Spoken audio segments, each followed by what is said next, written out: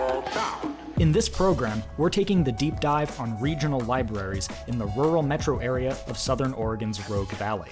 From the large modern city library of Medford down to the small woodland library of Williams, Jackson and Josephine counties include 19 library locations between two separate systems.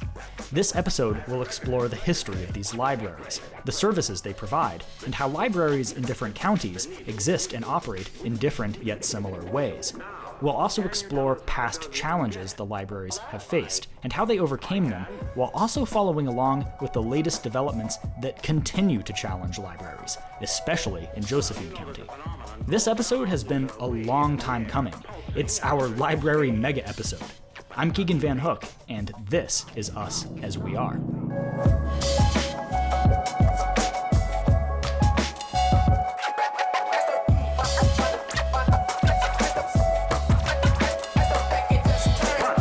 A new dimension in sound. This is Love by as the record play. Love by Us As We Are is made possible in part by the Roundhouse Foundation, a private family foundation that supports creative solutions to the unique challenges associated with rural culture and the landscapes of the Pacific Northwest. Additional funding by the Elizabeth C. Peace Memorial Fund for Education and Social Welfare, and by the members of Southern Oregon PBS. Thank you. So before we get fully started here, it's worth me mentioning, because I believe that journalism is better when we're honest about our biases, that you might not be surprised to know I'm someone who really likes libraries. I work for a nonprofit. We partner as SOPBS with the library, especially the one here in Jackson County, all the time. I'm good friends with library people, and in this episode, you're going to see me deepen those relationships. We do encounter some controversy in this episode, so we're going to explore alternative perspectives with a fair eye. But it's worth you knowing that libraries are something I'm a very big fan of, and there's really no getting around that. So let's start this episode with a tour of this library. Hi, I'm Carrie May. I'm the Library Director for Jackson County Library Services, and we are in the Grand Reading Room of the Medford Branch Library in downtown Medford, Oregon. You know, people think of libraries, they think of books, and they think of items on the shelf. We are so much more than that these days. We are a community gathering center. We have things that people can check out, as well as books and movies. We have online resources as well, and we have amazing dedicated staff that help make sure that people can get the information that they need from our libraries. My name is Ryan Bradley. I'm the marketing manager here at JCLS, and we are inside the lobby of the Medford Library. So this is where holds are picked up by folks who are waiting for their books eagerly. This is fiction, alphabetical order. And this is the garden where we did our interview back when Energy Horizons marketing was our entire life. It's a great area when it's not raining. This is just one of 15 locations we have here in Jackson County to serve all of the 225,000 plus people who live in the county. So we have libraries that range from Ashland in the south to Prospect in the north. Our most western branch is in Rogue River, and we also have them in smaller communities like Shady Cove and Gold Hill, Central Point. Oh, a library is many things to many people. Even at the beginning, when it was mostly books, there were always librarians that would help you find answers to questions. And many groups use our rooms for different purposes. We provide help for people who are looking for housing and mental health help. We help people find what they need to meet their needs. There has been a library system operating in Jackson County for over 100 years. It has been widely supported by citizens of Jackson County. In the year 2000, the citizens of Jackson County voted to approve a bond measure to rebuild 15 branch libraries around the county. An amazing number of branches for a county that has roughly 235,000 people. I think we're probably most famous for the 2007 shutdown of all of our libraries. It made national news as the largest library system in the country to shut down entirely. And that was because of a shortage in the county's budget. We had all these gorgeous new libraries, but no operational funding to be able to run them. And so the community was pretty upset, and the county decided that they could reopen the libraries under a private contract. And so we were only closed for 6 months. People who lived here at that time say it was a really hard 6 months. And so we're really grateful that the county was able to find a way to reopen the libraries. But the community said, okay, how can we make sure this doesn't happen again? How can we secure our future a little bit better? And so in 2014, we were on the ballot to form a special district. And that passed successfully, enabled us in the last 10 years to have our own stable funding source and be able to continue into the future as Jackson County Library District. So this is our children's section. It's an awesome area. It's got obviously both fiction, nonfiction, picture books for kids, these great displays along the back wall. This is a pretty large room, so get back here and there's a lot of space to sit down and read. You know, this is where we were when we filmed the Dolly Parton story for Southern Oregon Responds. Yeah, so the Dolly Parton Imagination Library launched here in Jackson County in 2023. And so we're starting year 3 of that program, and we have over 4,000 youngsters signed up for it. It's a program that allows kids who from birth to age 5 that if they sign up, they will receive a free book every month until they graduate at age 5. Over here we've got our computers for the computer lab, which we recently moved out into this more public area. We have a digital services team. Digital navigators is the best way to describe them, and they provide one-on-one appointments and also some classes to really help people with computer help. Yeah, just a lot of technological literacy kind of things, you know. People come in with different problems, so we try to just meet them where they're at. You may have seen DART on the road.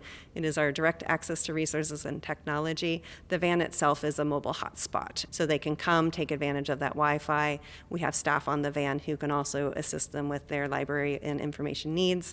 We have volunteers that volunteer at all of our branch libraries, and here in the teen area, we do have a robust program of teens who come and make this their space and make it their own. We've had some of them who have gone on to work at the library as clerks and library associates, so it's a good place for them to learn and find their way forward. We also have programs with adults, volunteers who help with shelving or sorting books in the back at all of our branches. They may help us with our programs. Right now, we have almost 200 volunteers, as well as 200 paid staff. And then there's the Friends of the Libraries at most of our branches that provide advocacy and they raise some money. And then there's the Library Foundation that's raising capital money to provide the wow factor for our libraries. Currently, the foundation is working on raising money to install a pollinator garden and do a big landscaping project at the Phoenix Library. Pollinator garden in Phoenix makes me immediately think 4 years ago what we covered with the Chalk It Up event. Phoenix seems to really value pollination. Well, they're a bee city, and one of the pieces of this project, when it's finally finished, we hope there will be a beehive inside the library with a connection to the outside. This is the circulation workroom. So this is the area where all of the books come in, and we have our book drops where we process and return all the materials to the shelves. And also if something is on hold, they will process it here and make sure it gets out to the hold shelf. When I was exploring your website, something that I found there that I thought was just really interesting was the Library of Things program, where it's like you can rent some weird stuff that you wouldn't expect to normally be able to get from a library. Like there's an air fryer on there that you can rent from the library. Can you tell me about the Library of Things program? We started our Library of Things program about 4 or 5 years ago, and it started with a donation of ukuleles. Somebody gave us basically a classroom set of ukuleles, and we're like, what do we do with these? And then started thinking about what are other things that people might like or be interested in checking out. And the idea, like behind the air fryer, is it's a new gadget. What does this do? Is it something that I might want to add to my own home kitchen? Let me try it out first. We also have sewing machines. We have a metal detector. We've got giant games that you can play Connect 4 at your next birthday party. So this all started with these ukuleles ultimately, and then it expanded to include stuff like snowshoes and I don't even know what a sous vide cooker. I don't even know what that is. Projector kit, mandolin, a light therapy lamp, and all of this stuff is checked out right now. Yeah. Take you to the back of the house. Oh yeah, you can tell there's something different about this part of the library. There's a Harrison Ford Reed poster. got a lot of the old read posters along the hall here. Yeah. This is pretty This is cool. our central processing center where all the new materials come in. In the course of a year, we'll see over 35,000 items come through this room. No kidding. I think that's everything. Okay. We have the secret You don't mezzanine. want to come to my office. It's messy. Did you just say secret mezzanine? I did. Okay, what is that? When I was first hired and I got a tour of the library, I was on the elevator and this door opened to this space that I was like, wait, I had no idea. And so this is why the second floor is so much higher than the bottom floor. We use that space to create some storage space within the library. So this is truly something you don't usually see on a library tour. Yeah. So this is like floor 1.5? Yes. Okay. Jackson County should be very proud of its libraries. I hope they stay healthy and continue to progress. The Jackson County libraries have always impressed me, and I've been glad to spend time in them, attending various events and renting science fiction books. But I was far less familiar with the library system over in Josephine County. A visit with them was long overdue. So welcome to our Grants Pass branch of Josephine Community Library. This building was built in 1959. It actually replaced our Carnegie Library at the time, and one of my heroes, Miss Florence Moberly, was our library director at that time. And you will see we are very proud of the open sign because it hasn't always been open. So my name's Kate Lasky, and we're at the Grants Pass branch of Josephine Community Library. Nice. And what's your role here at the library? I'm the library director. We have 3 more, one in Cave Junction, one in Williams, and one out in Wolf Creek. This is actually the founding members of the nonprofit who reopened the library in 2009. It took them 2 years to raise those funds, and a lot of our original volunteers are still working at the library today from that list of people. And then on this side, you have the plaque from 1959. And you see Florence Moberly's name as the librarian at the bottom, and the Board of County Commissioners and the Library Board of Trustees who were part of building this library. Kind of feels like 1959. It's the original veneer, a lot of the original bookshelves. If you turn to the left, you'll go into our children's library. So this is more of a play area and a larger space so that they can access the books that are meaningful for them. So we have our board books down low so they can reach them. And we have Dolly Parton Imagination Library. We feel like Dolly Parton is always watching over us. We only have 2 zip codes left in the state of Oregon to get on our Dolly Parton Imagination Library program. Once that's achieved, then Dolly will come visit our state, and we really feel strongly that Dolly should come to the Grants Pass Library. We kind of summarize some of the investment, just some of the investment from our community. Our volunteers put the community back in the library, and we want to keep that going. I work at the information desk on one afternoon a week, and people are just always happy to be here, and I never know what they're going to ask. They come in with questions basically about anything and everything. The homeless come in and they work on the computers. I have a lady that comes in every week looking for a job, and we have a little gal named Natalie that comes in once a week and just prints one picture of Snoopy, and then that's it. You can have all the information in the world, but being able to find the actual information you're looking for, the resource that's going to be meaningful for you, can be a challenge. Mm-hmm. But it's so modern here. We don't have a card catalog like we did when I was a librarian. So we have access to the internet, and what's so critical or key is that in our rural areas, we have high-speed broadband access. We also have virtual meeting booths, so if somebody needed a telehealth appointment, they can have that private space to do that. We have books for people with visual impairments, books for the blind, Braille books. The list is huge, and at the core or the root of all of this is access to information. So this is an exhibit of the history of World War II and the social structure around that time in history. Exhibits that we have had have included World War I, but also Frederick Douglass, Abraham Lincoln, Alexander Hamilton. But this is what we call the young adult collection, so Hunger Games and vampire books and graphic novels live here. Young adults, really, honestly, it starts right around like 14, 15, all the way through to 25, really, is where we see people using this collection the most. My name is Mary Wells. I grew up in the Grants Pass Library. I actually have more memories of the children's room than I do the first house I lived in. When I turned 13, I decided to give back to a building that had given me so much, so many resources and stories and programs. And so I was a volunteer here for about close to 4 years. I've been an intern for the past 6 months or so. Kind of intentionally, I have a hand in a lot of the departments here because I really want to give back. I think it's a wonderful resource for my community. Because we have limited space in our library, we can't display all of our library of things items. So we provide a catalog of them and some pictures of them. This is our volunteer lounge, this is our bulletin board, and here are the name tags of our Grants Pass Branch volunteers. There's Dave, our volunteer coordinator. Hi, Dave. Trying to take a break. Yeah, I'm wanted in several states, so don't put me on the TV. This is news to me. I'm wanted for good reasons, Kate. Oh, okay. This was all during our nonprofit days. I think we had our cow scrabble tournament. This was our campaign to help people learn more about what the library has to offer. Wow, these are all like basically scrapbooks of newspaper articles and photos and things. Yeah. Wow. It's a great history. So back here in this part of our library is where we basically do shipping and receiving. Once we get this book in, it takes about $5 more to get it out on the floor, just through processing and people time and people power, and that's with our volunteer support. This is Associate Director Michelle Rosenberger, and this is her. You can tell it's a genius mind. It doesn't matter what people think or want, we're still there for them. Mm-hmm. And I like being that person that's there for whether we're talking a small kid or a 102-year-old volunteer.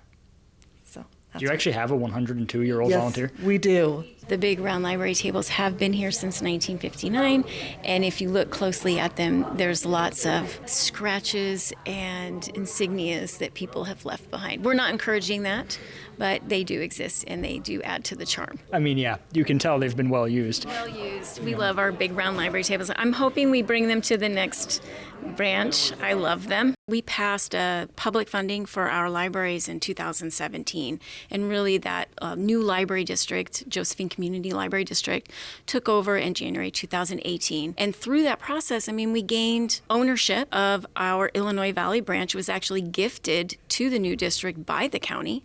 We gained ownership of the real property for our Williams branch, but it didn't have running water. So we really invested our time and resources and grant writing into renovation and construction on those two branches. And just this past 2 years, we built a new library in Williams with 100% donations, and then we refurbished or renovated our Illinois Valley branch, Cave Junction, with a community development block grant through Business Oregon.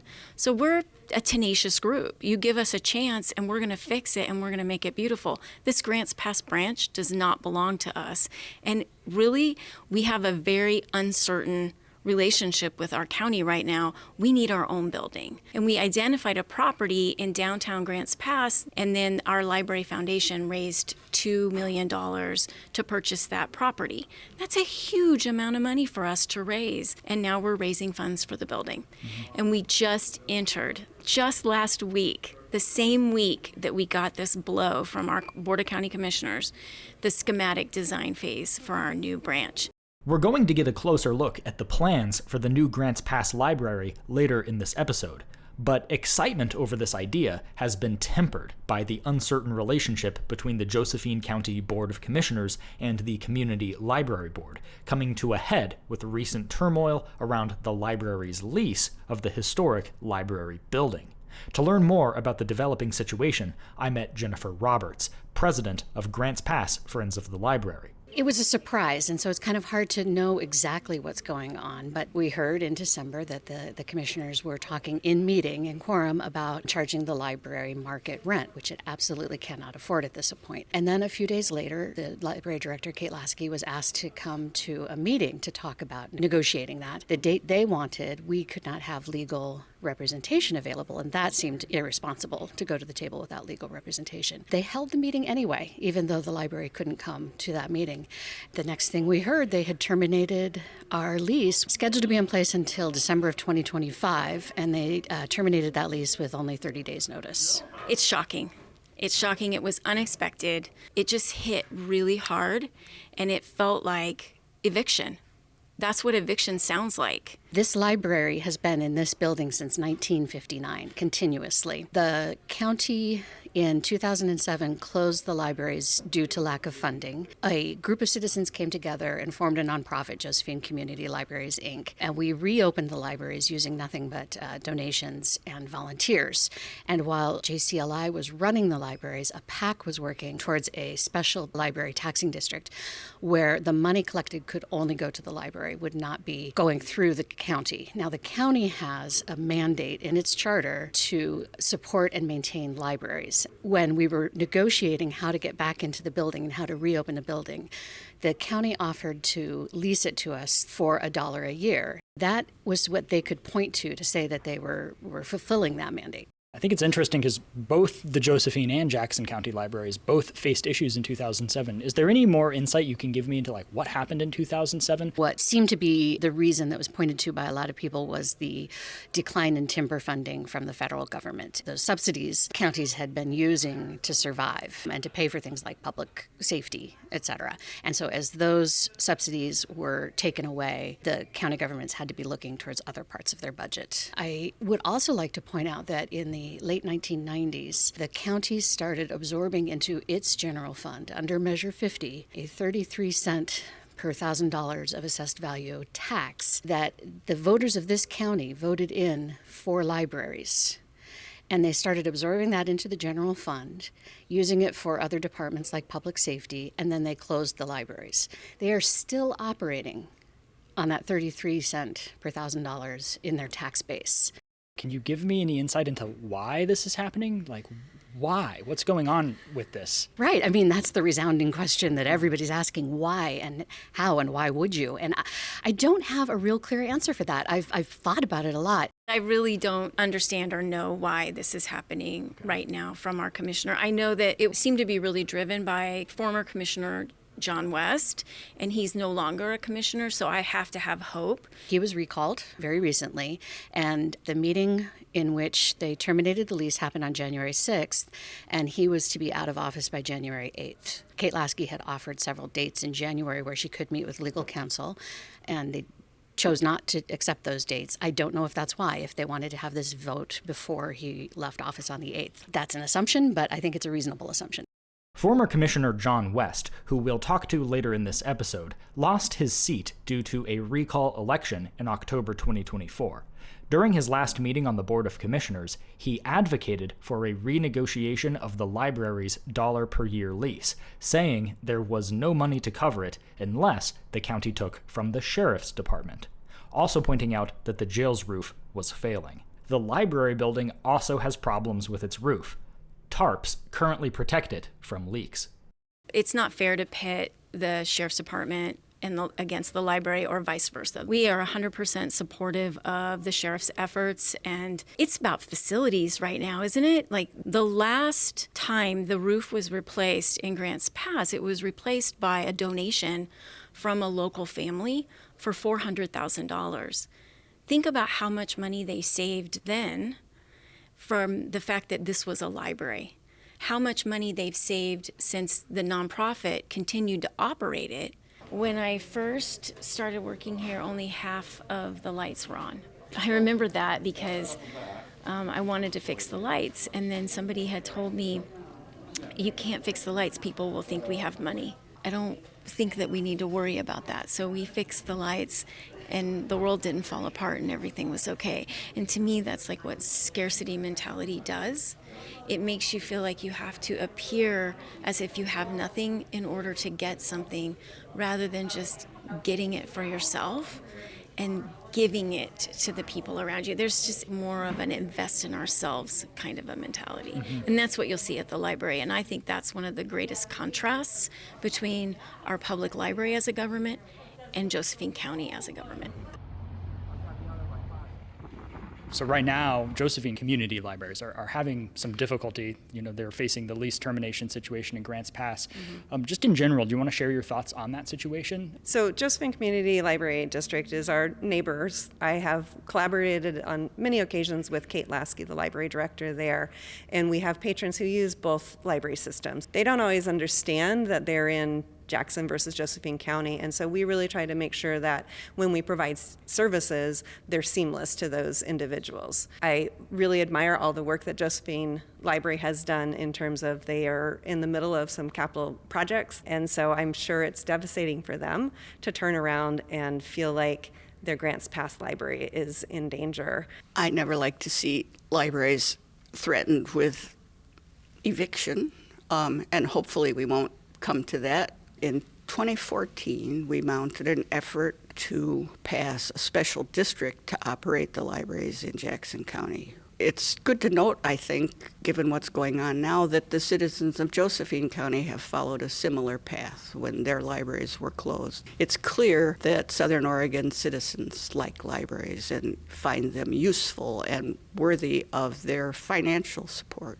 So a library is a community hub, and so when you lose that, you lose this democratic ideal of a place where everybody is welcome and everybody has the same access to information and resources. We're really happy that we're able to be here and be back in the community. So one of the reasons right now was a good time for me to create this library mega episode is because the national PBS documentary series Independent Lens is going to premiere a film called Free for All, the Public Library on April 29th. As part of promoting that documentary, which explores the history of libraries nationwide, our SOPBS marketing strategist, Marguerite, organized early screenings at several of the Jackson County library branches. This screening, held at the Ashland Library, was a great opportunity for us to talk to library patrons about what the local libraries mean to them. While I've got your attention, captive audience, I'm hoping that on your way out you might be able to share some thoughts with me and my cameraman. Oh, the library means a fabulous place for the community to come together and share ideas, and it's a neutral space. I've been here almost 10 years, and this is the first place I came when I first tried to find my way in Ashland. I really like that you can come in and talk to a real person that knows how to find the resource you're looking for. You need a good lawyer, but you also need a good librarian. They know more about the First Amendment than a lot of attorneys. All the librarians here have been excellent at just like going, how can I help you? I grew up in libraries. I visited libraries as a child. I could walk to my local library from my middle school, and I often did. I loved my childhood librarians. I remember them vividly. They were beautiful people who showed me all sorts of marvels. Eventually, after college, I was trying to figure out what I wanted to do more long term, and I knew I loved stories, and I thought I wanted to do something that mattered, and libraries turned out to be the answer for me. I believe very strongly in libraries as belonging to everyone. And I don't think it's something that's ever going to be perfectly done, but it is something we can keep trying for. I didn't know anybody, but I was so impressed how comfortable everybody felt and made me feel. The most important thing was watching how everybody who worked in the library treated the homeless people who came in. There's a lot that's difficult economically or socially, and folks who might not feel welcome walking into a coffee shop because they've got all of their worldly possessions with them, or somebody who might not feel safe walking down the street because there might be rhetoric in the country. I want my library to be a place where each person can come and know they are safe. That's our Library Bill of Rights by the American Library Association. There's the American Library Association Code of Ethics, and there's a Freedom to Read statement that I guess I don't have right here. But those are things that are worth knowing that libraries and librarians hold themselves to. So it's not just me standing here saying, I think this. It's a professional ethic. And today I got this magazine I was looking for a long time, the National Geographic. I'm really glad. So I really appreciate the library. A few weeks went by before we eventually returned to Grants Pass to cover a public meeting where the Josephine Community Library and the Board of Commissioners planned to discuss the lease issue. We don't really know much, really, period, about what's going to be happening, but we are here to make sure that the commissioners know that we are watching. This is the first that there's actually been the two parties coming to the table to discuss this, which is kind of wild since the 30-day termination of the lease ended, a couple days ago. The public meeting brought out a lot of folks who support the Grants Pass Library, many of whom are longtime volunteers who have been involved with the library since the closures in 2007. So we actually walked up to the doors over there and wanted to volunteer at the library, and we found out the library was closed until further notice. That's what the sign said. And Steve and I stood out in the cold, the wet, the hot, the whatever, for over a year at the growers market, begging people for money. We had a little library in a storefront for a while. Today, they're going to meet with the commissioners, and we're trying to, get as many people there as possible as well, just to show them that there is a lot of support for this library. basically feels like an attack on the library. Well, first of all, it was shocking. But second of all, it felt familiar. It's like, we know how to do this. We've been here before. We need to make our voices heard. We know that we're not going to let the library go down without a fight. I mean, it would be immediately devastating, not just to me, but to many other members of our community. There are unhoused people who come here to seek shelter from heat, from cold. There are many children and youth who use this library on a regular basis.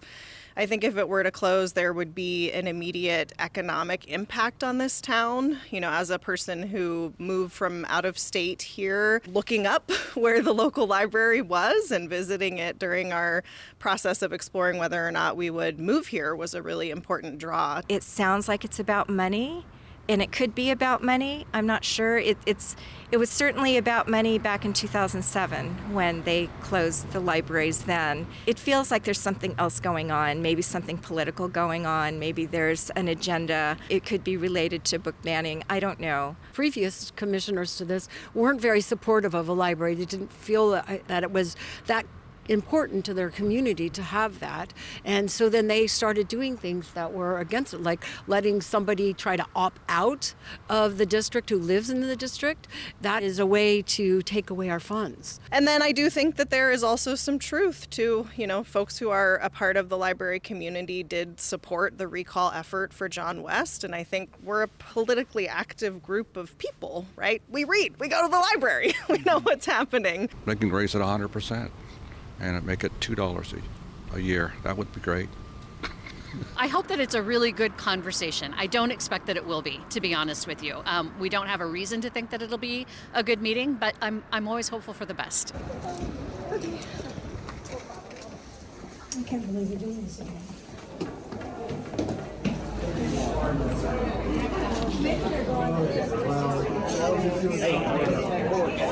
Come on. We're going to get started here in just a moment, so if I could ask you to not block. Yes. If everybody's quiet, I'll remind everybody to be quiet. As quiet as you are, as that means that's how well you'll be able to hear what's going on inside here. And if you're not quiet, we'll have to shut the door. Next time it's a public or a community-oriented meeting, you better have it in your venue. Oh, yeah. I'd like to start by reading the ordinance here in regards to the conduct of attendees and participants. I won't go through everything here, but I'll expect everybody to act orderly, polite, so that we can all be productive. First item on the agenda is item number 1, and this is consideration of the lease termination for Josephine County owned real property, specifically at 200 Northwest C Street. And that's the library. So yeah, my name's Kate Lasky, and I'm the library director for our community library system. Serves all of Josephine County. There's a branch in Grants Pass. There's one. Can I just one moment? We got some noise going on in the back there, and I see a sign. The sign is not allowed. So if we could please remove the sign and keep it to a quiet there, I would really appreciate it. You cannot hear anything out here. Well, the noise out there is not helping you any. So No, it's not noisy. It's your meeting. It's your meeting broadcast. All right. We can shut the door and you No, we guys can't shut the door, but you can take it down to the end of the hall if you want to listen, because there is a delay. And the more disruptive we are here, the less productive we're going to be. I guess, frankly, we're not really sure what to expect of the meeting. I think we're here to listen. Before I was appointed here at this position as county commissioner, it's my understanding that the week before, There was some discussion about a termination of the lease. And so we're here right now to talk about that possibility. Does that sound right? Okay, yes. Okay. The lease is coming up for renewal in 2025, December 31st of this year. It's not uncommon for commercial leases to be negotiated within a year. This isn't the county versus a community library. Yes. This is not at all. The rhetoric about the county versus them, it's horrible. And I don't like that narrative at all. We're just a board of commissioners managing one building. Yeah, and I'm very glad to hear you say that. I think it'd be great if we could collaborate and come to an agreement that really makes sense for both of us. And I think how we got here was the county couldn't afford to run the library anymore. And they made an agreement with the county to run the libraries for them. And that agreement really was partly that lease that allowed for $1 a year, which is a contractual agreement. The library that we're talking about here, is this a county library or is this a community library? And are they the same or are they different? Well, it's the library district. So it's its own entity. It's not the county, it's its own entity. Okay. And you have 4 total libraries altogether, correct? Correct. The community library system, Friends of the Library, The all same that. as the Josephine County system. So we have 4. So the only building we are talking about, just for public record and everybody in clarity, is 200 Northwest C Street. The one that's the original Josephine County Library that is no longer, that is now the community library, correct? That's the only lease we're talking about. The Grants Pass branch. Yeah. Correct. Okay, just the one in there. The other ones are self-sufficient? Well, they're owned by either the district or the library foundation, Correct. so they're not at the table. With commercial leases, they're not straight easy. They usually almost always take longer than we expect. My suggestion is that we start rolling on this like soon. Okay. We have an assurance that both parties will come to the table to negotiate and things don't take longer than we can tolerate as a county. So possibly moving forward with a lease termination, and that would motivate both parties to be willing to negotiate in an expeditious manner. Well, I would say that negotiating with a gun to our head is not the way to do this. We're happy to meet very, very soon. I would suggest that perhaps you all meet in executive session, come up with perhaps what you want. This is a very odd way to negotiate a property transaction in a public meeting like this. What do you think about the idea of the 3 of us meeting in executive session to discuss who that person might be? Sure. And then move forward from that, and then get back to the other party maybe within a week or 2 to. Or sooner, okay, to set the date. Does that sound reasonable to? Very reasonable. That sounds very reasonable. Yeah. Okay, then that's what we'll do. We'll put it on the agenda. Okay. Well, I'm glad we got the chance to talk. This is the whole point of, I think, we're here. So we're here. Right. So all right, thank you. Thank you. Thank you. Thank you.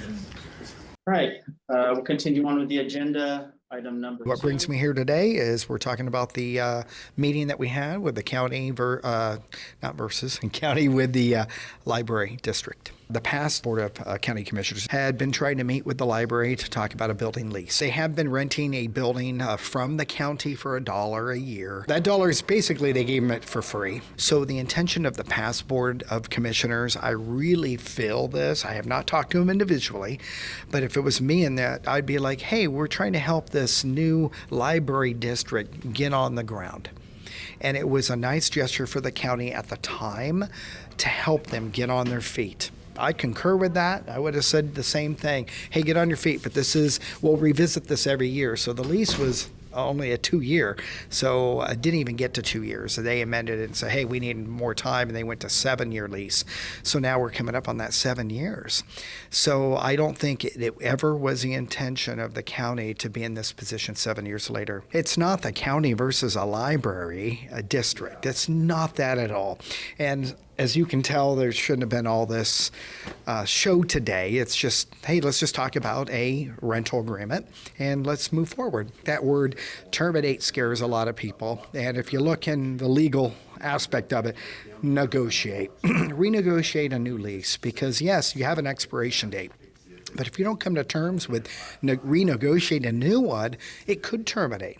Yeah, I mean, they planned it for a room that was too small for everybody to get in who wanted to get in, so I wasn't able to be at the meeting. But from what I understand, honestly, it was kind of a clown car because they were saying they probably should have met executive session, which honestly should have known, so they got everybody really worked up about all of this, much like they did with the termination of the lease. I see that the commissioners are trying to learn about the library system, but evidently they don't seem to even be aware that the Grants Pass branch is in no way independent from the other 3 branches. It's where all the circulation happens, where all the personnel are. The other branches are satellites, and they can't function without Grants Pass. Come on, people. We need to do better. It was here that I also got to meet some of the people who oppose the library's current lease arrangement, including former Commissioner John West. It's a community library, not a county one. But the charter, 14.5, says the county will supply support and maintenance for the library and its branches. The charter was done in 1981. That's when it was a county library. The charter does not supply support and maintenance for a community library. Also, the charter doesn't say that even if you did go by and say that it was going to supply support and maintenance, you can't charge. It doesn't say that in the charter. The library has become more woke, more everything with their explicit books on kids, how to teach them how to have sex and all this stuff. And so the library is seeing a certain amount of support go downhill. My name is Mike Pelfrey, and I am a resident here of Grants Pass, and I'm very passionate about my city and my county. And so the reason I'm here is to support our county commissioners because we are a county that is struggling financially. And so all the county commission is doing is just asking them to pay their fair share. My wife and I decided that we wanted to use Oregon statutes that have been on the books for years in order to try to get out of the library district because, you know, unlike the fire department or the police department, when you pay taxes into these type of districts, they're going to come to my property and do something to service my property, but the library does nothing. I haven't been to a library in many, many years, especially now with everything that's available electronically. There is really no reason to go to the library. Libraries have taken a different direction. They basically went woke. You know, if the library was smart, they would have just let my wife and I out of the taxing district. But instead, they fought that tooth and nail. And they also tried, hang on, you're not done yet. There was no court case, Vanessa. And you lost your election, young lady, so you can move on, and you don't have to cry. My name is Vanessa Auger, and I am here today because on a national scale, we're seeing book bans and we're seeing this alt-right, not just ordinary Republicans, like the alt-right of our country moving towards banning books and attacking our First Amendment right to read whatever you choose. And so we're seeing that here on a local level. Well, I don't want to pay my taxes to the library. I don't want to pay my taxes to something that doesn't benefit me.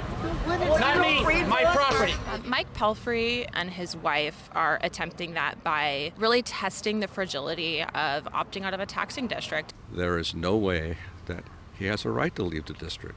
We had an election in 2017. He lives in the district. Therefore, he is served by the library in the district, whether he wants to be or not, whether he objects to a book in the library or not, as well as him, other people in the community that would like books to be banned. So I think that's probably what this is all about. It was Mike Pelfrey's desire to opt out of the library district. Is that which is state law. 198.870 says if it is not feasible for the library to service your territory, doesn't mean the person, doesn't mean their house, it says land. So how does a library service your land? It doesn't give you water, doesn't give you sewer, doesn't give you police protection, doesn't give you fire. What does it do? It doesn't go out there and sing or read books to your property. I remember when I was county commissioner, a gentleman brought a book forward from the library, and it was in the 13 through 17-year-olds, and it taught kids how to have oral sex. They got all these woke books, but it's not what our schools and our kids want, what we want them to learn. We're a conservative county. They need to understand the voting base. It's saddening to me because the First Amendment, the value of the First Amendment is that each of us as American citizens has the ability, the assumption is we all have the ability to choose between good and bad on our own. We don't require the government to tell us what is good and bad. So we want to have all the books here, what you think is good and what you think is bad, so that you can decide for yourself. I think we need to keep libraries neutral. I mean, everybody likes to read. I don't care if you're a Christian, a Buddhist, a Muslim. I don't care if you're white, brown, purple. Isn't that the whole point of the library? Is so that any person, as she said, whatever your creed, your color, whatever it is, you can go in there and get any information that you want. We don't have to take a book out of that library and read it. Every one of these people, if you ask them, all voted against Donald Trump. If you ask them to raise their hands, they all voted against Donald Trump. But guess what? Donald Trump is doing everything that he said he would do. We're doing the same thing in our county. So as far as a taxing district is concerned, they don't need to get real comfortable. So that's all I've got to say. Remember, we represent 88,000 people. You've interviewed people on both sides. There's people that want a library and say, hey, give it to them for free every day. Nothing's free, I'm sorry. And then also you have people saying, no, make them pay their fair share. So you have free, pay your fair share. Can we come somewhere in there? I was very disappointed. I expected more, I feel like they've really let down this community. In your life, what impact have libraries had on you? Do you still use libraries? Do you find them to be a valuable resource? What are your just thoughts on libraries as an institution? Well, as a kid, remember this is going back some years ago, not that old, but going up, that's what we had until you came out with these. Cell phones, tablets, the internet, the computer age. Back in the day, we all had to use library. Library in school, this library over here, but I have not used a library in probably 15 years. You go on Amazon, you can get books, read the book, and send the book back. Everything's digital now. Everything's, we change with the times. When people say computers have replaced libraries, we really see that more people get some of their nonfiction information on computers or through the internet or through Wikipedia. The fiction is what's hard to access. Mm-hmm. So you definitely need your libraries to access your New York Times bestsellers. Our highest circulating collection is cookbooks. So you think, I can get any recipe I want, right? Online, go to allrecipes.com, you got it. For some reason, that's not enough for people. They love to have the cookbooks in their hands. And then biographies circulate really well. So this is where we house all of those. Kate's a great lady.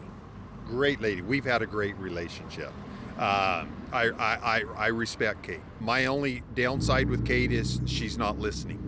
But Kate is a wonderful person, very smart, very, very smart. I worked with her. She's been part of the government affairs and the chamber. It's my role as library director, and then I'm also on the Chamber of Commerce board to establish a good rapport among leaders. It's our job to get along and collaborate. John and I established that kind of professional rapport and had really good, frank conversations. I think even at one point, I think it was October of 2023, he told me in advance all of the things that they were going to do to the library. So I got fair warning, I suppose. One could call it a warning, another person could call it a threat. I really try to judge people based on their actions and not their words, and I think we've lost our rapport. I'm not saying I'm 100% right, but we are too far apart. Unless both sides are willing to come in the middle, there's going to be a fight, and I don't know how it's going to turn out. But it's separating our community. Is there any room for compromise on your end? There is, but I think the library's going to have to listen to the community and be willing to make some changes, or I don't think it's going to happen. After this bonanza at the courthouse, the trail on this story went cold for some time.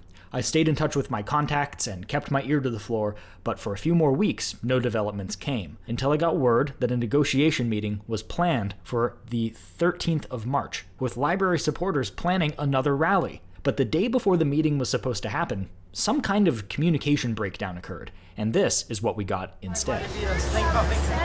Originally, this rally was planned to just sort of let the commissioners know that we're watching, we're kind of paying attention to what's going on with negotiations with the library.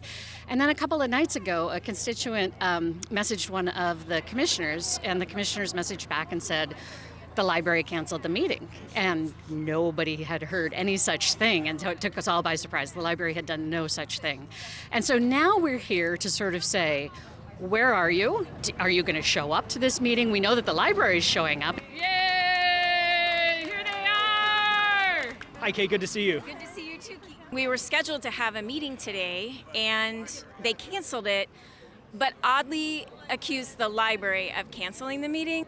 We did not cancel this meeting, and we are ready to negotiate, and we have been ready to negotiate. I know you're going to have a press conference here in a short little while, but I don't even know what that is, Keegan. What, a press conference? Maybe that's what we're doing right now? I don't know. I think that's what we're doing. Well, here we are. And we can answer any questions that you have. Oh, sorry. Didn't see you there, Keegan, sorry. I'm just sneaking around here, sorry. All we know is they voted to terminate the lease on January 6th.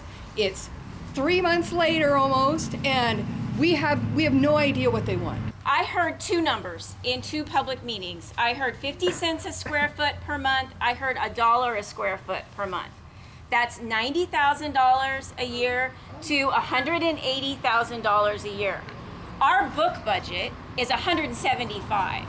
So that's more than we can afford. They also have low cost leases with agencies such as Civil Air Patrol, where they're charging 3 cents a square foot per month, per year. Like, right? So there's a lot of discrepancy and unfair treatment of the library that needs to be drawn out. Why do you think they wouldn't show up? Do you understand what their motivation for that might be? From a press release from the commissioners was that they received a letter from the library's lawyer that asked for a point for negotiation, a number that we could start with, and said that if we didn't have the meeting, that it wouldn't be fruitful. And from what I understand, they took that to mean that the library didn't want to meet at all. But instead of kind of calling to confirm, they just assumed the meeting was canceled, which is really perplexing to me because all it would have taken was a phone call to confirm that. The email did not state that we were not going to show up, or that we were asking for the meeting to be canceled, or that we were asking for the meeting to be rescheduled. Nowhere in that statement was, we don't want to have the meeting, we're not going to show up to the meeting, we're canceling the meeting. That was not ever said to anyone. My job is to find a way to collaborate, show up, demonstrate good civic behavior with our commissioners, which I intend to do and our board members intend to do. When you are dissatisfied with their behavior, it comes from you. And there's all ways that you can do that. This was pretty much a classic case of terrible miscommunication. The county did attempt to offer other times to meet, but none of the offerings worked for the library board in the short term. This is a bummer. We just wanted to keep the conversation moving forward. That's what Commissioner Barnett said in the county press release. It's going to take a while longer for this situation to sort out, and with that, this episode will have a cliffhanger ending. Except, I can still show you my meeting with Rebecca Stoltz from the Josephine Community Library Foundation, where we got to learn more about the plans for the future Grants Pass Library. So we are in our downtown area between 6th and 7th and J and K Streets. So this location really is the perfect location for our library.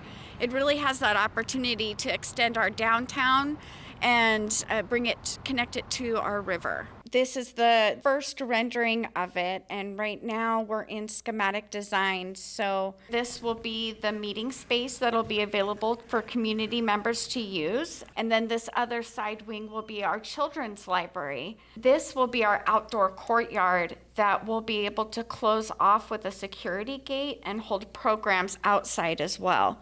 And then this will be the main area. We presented 4 different concepts to the community and asked what priorities they had, how they used their library, and the community actually selected the size and layout. That might be the corner to turn, is when we can have our own library. We have our property set aside. We have fundraising to do. It's a $26 million project. We've never raised that much money before. It's going to take some years to do that. So we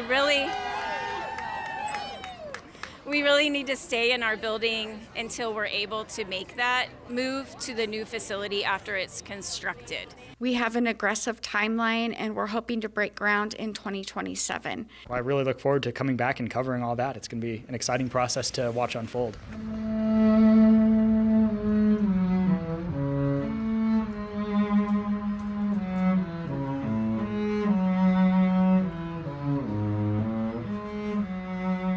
There has to be a place, a public space, where people are welcome. Libraries are about sharing. Can't have a community without a library. That's just impossible. I walked into the children's area, and it had been about a year. It had been closed for a year at that point. And I just started tearing up because all these books, and their children can't get to them. I guess if that's the whole tour, I just want to thank you both for the tremendous amount of time. I mean, I really appreciate you going out of your way to help facilitate us doing this program. Susan, thank you so much for the time. I really appreciate it. It was good to meet you. This city, this town has so many wonderful things about it, so beautiful, and because there is a thriving community and there are spaces for community to gather. Libraries are really important. We provide a lot more than just books. We provide community and resources and a safe place. Emma, thank you so much. I appreciate the conversation. Yeah, thank you, and thanks for being here. It's good to meet you. I appreciate it. Can we see the magazine, if you're okay with it, the magazine that you found on your quest? It has this article about Shackleton. And I never knew you could check out magazines. Love is a verb, taking action to create a space that is everyone's space. No. You can argue all you want to. All we did was follow the law. The law is that we need a library. We followed the law. Well, thanks for speaking your piece. Yes. Appreciate it. Real quick, could you spell your full name for the camera? Yes. We will send them additional dates that we will meet, and our attorney will contact their attorney, and we get to do this all over again. Thanks for telling us about this important piece of infrastructure. Yeah. This is my favorite library. Our community has a lot of issues, so both sides need to come and find common ground. And right now, we're not doing it. We've been through this before. This isn't the first time. We're resilient, very resilient group of people. All right, really good talking to you both. I really appreciate it. Thank you. John West, I really appreciate the conversation. Thanks for driving back over here to do this with us. Not a problem. Really Jennifer, Thank really, you so much, thank you for the Keegan. time. I really Thanks for talking to me. appreciate it. So many different passions of things in the world. If you like it, support it. Chris Barnett, I really appreciate the conversation. Teresa, I really appreciate the conversation. sure, It's good talking to you. Good talk. What's your name? I'm Keegan. Keegan, very nice to meet you. Good to meet you as well. Hey, thank you so much for the conversation. I appreciate it. We will make sure you get an invitation to the grand opening. I really can't wait for that. Rebecca, once again, thank you so much. Thank you. Thank you. Okay, PBS. appreciate you. I'm a fan of that guy anyway. Do you know about Shackleton? Ernest Shackleton, the explorer? There's a crater on the moon named after Ernest Shackleton.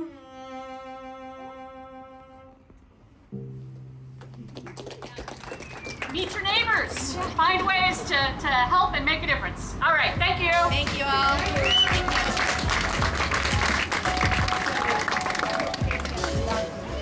This is Us As We Are.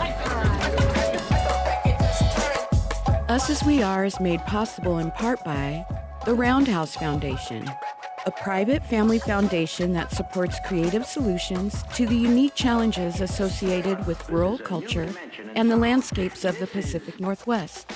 Additional funding by the Elizabeth C. Peace Memorial Fund for Education and Social Welfare, and by the members of Southern Oregon PBS. Thank you.